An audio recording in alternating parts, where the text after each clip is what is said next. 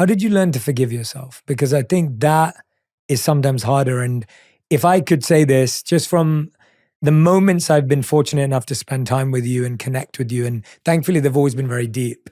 And so even though we haven't spent lots of time together, I feel when we have, it's always been deep time. Yes. It's always a meaningful conversation Right. or an exchange.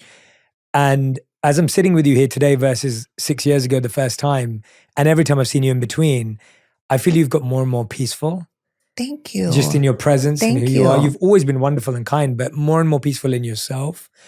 And what I see is someone who's become a master in forgiveness.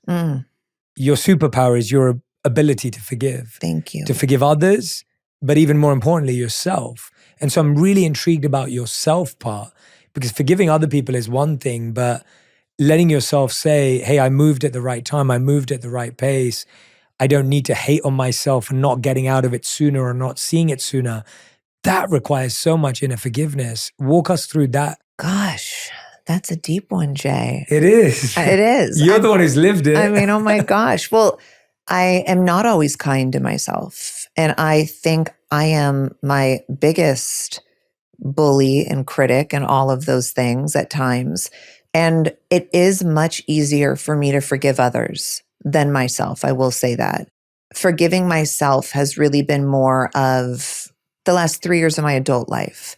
But I was so great at giving other people grace, forgiveness, making it not excuses for them, but just like always coming to their defense, no matter how wrong they've done me, because I feel like it's not my place to judge them. And I don't know everything they're going through and that type of thing. And then one day I was like, but why don't I give myself the same energy that I'm giving so freely to other people?